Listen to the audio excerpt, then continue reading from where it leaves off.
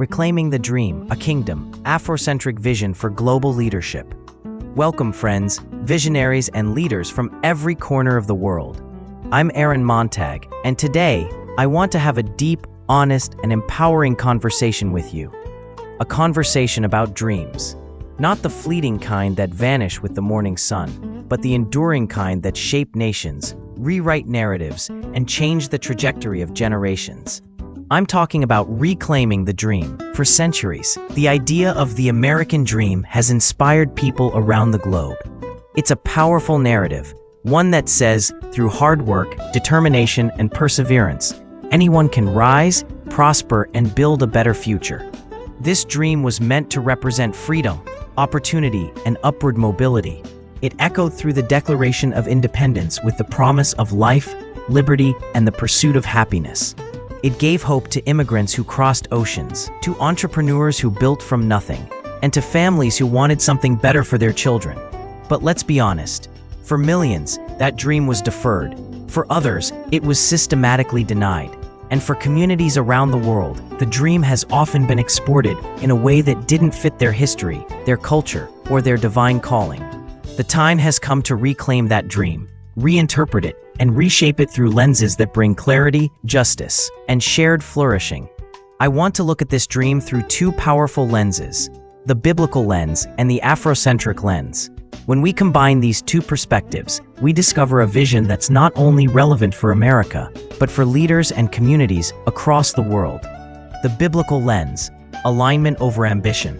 The biblical lens begins with a truth that cuts through the noise. Unless the Lord builds the house, they labor in vain who build it. True prosperity, lasting prosperity, begins not with ambition, but with alignment. Alignment with divine purpose. Alignment with kingdom principles. The American dream often focuses on individual success, your house, your car, your bank account. But the kingdom dream focuses on community flourishing, on righteous stewardship, and on generational blessing. Proverbs 13:22 says, "A good man leaves an inheritance to his children's children." God doesn't think in one-generation timelines. He thinks in legacies. And biblical prosperity always carries a moral dimension. Leviticus 25 paints the picture of Jubilee, debts canceled, land restored, the oppressed set free. Acts 2 shows the early believers sharing resources, so there was no needy person among them. This is not a political ideology. This is divine economics. Prosperity that transforms not just bank accounts, but entire communities. And it starts within. As 3 John 1:2 says, "Beloved, I pray that you may prosper in all things and be in health, just as your soul prospers." You can't build a lasting dream with a fragmented soul. Prosperity begins with spiritual clarity. The Afrocentric lens, reclaiming identity and power. For the African diaspora, the dream has always been complicated. Our ancestors encountered it through chains, segregation, exclusion, and systemic injustice. But long before those experiences, there was another dream, an African vision rooted in Ubuntu. I am because we are, and since we are, therefore I am.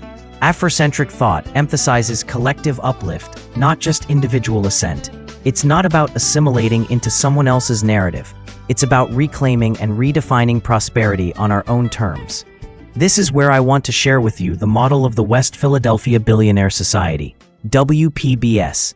Imagine 1 million people, each contributing just $1 a day, pooling resources not for charity, but for community ownership. Imagine supermarkets, banks, schools, hospitals, media networks, hotels, and innovation hubs, not owned by outsiders, but by the community itself.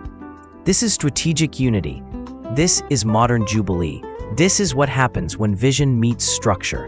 Leaders like Marcus Garvey, Martin Luther King Jr., and Malcolm X understood this in their own ways. Garvey envisioned global black enterprise.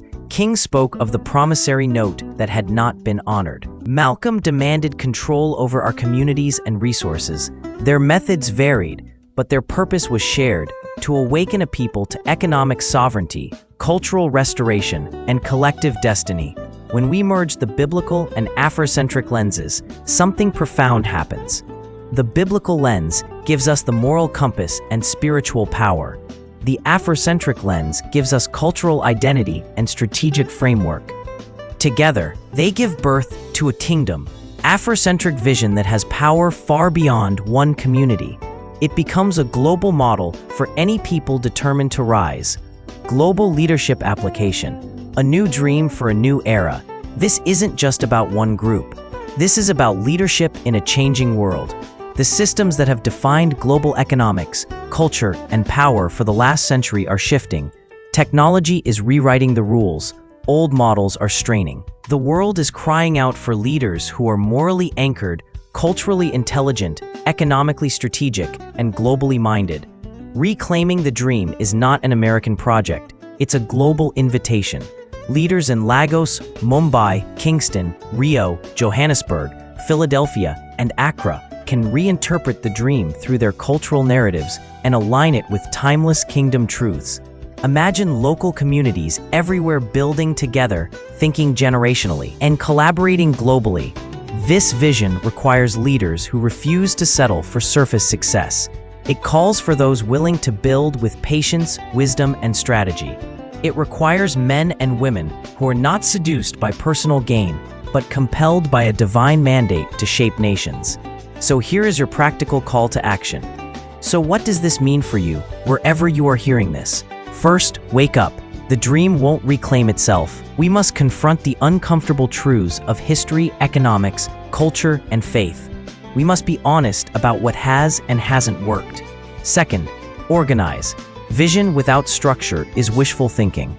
WPBS is one model, but every culture can build its own. Cooperatives, investment circles, innovation hubs, community trust. What matters is strategy, unity, and stewardship. Third, align spiritually. Economic power without divine purpose leads to oppression, but economic power aligned with God's heart leads to liberation. As Psalm 24 reminds us, the earth is the Lord's and the fullness thereof. We are not building empires for ourselves. We are stewarding resources that belong to God. A visionary charge. Leaders, visionaries, dreamers, wherever you are, hear this. Reclaim the dream. Reimagine it through your faith, your culture, your divine calling. Refuse to be a passive recipient of someone else's script. Become the author of a new chapter. Build schools that teach truth. Build businesses that empower. Build media that inspires. Build banks that serve. Build legacies your children's children will rise up and call blessed. Let the world see what happens when kingdom principles, cultural strength, and global leadership converge.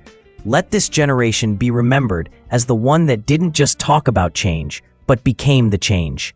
Before we close, I want to leave you with both a charge and a prayer. Here's the charge. Wherever you are, start building. Start with what's in your hand. Gather your community. Cast a vision that's bigger than yourself. And remember, the dream is not dead. It's waiting for leaders like you to wake it up. And here's the prayer. May the God who gives dreams also give you strategy. May He bless the work of your hands and the vision of your heart. May He raise up communities that flourish under righteous leadership. May the nations be blessed through what you build. And may future generations say, they didn't just inherit a dream, they reclaimed it. Thank you for acting today. The West Philadelphia Billionaires Society is available on Amazon and wherever fine books are sold. Get 10, read 1, share 9. Let's rise together.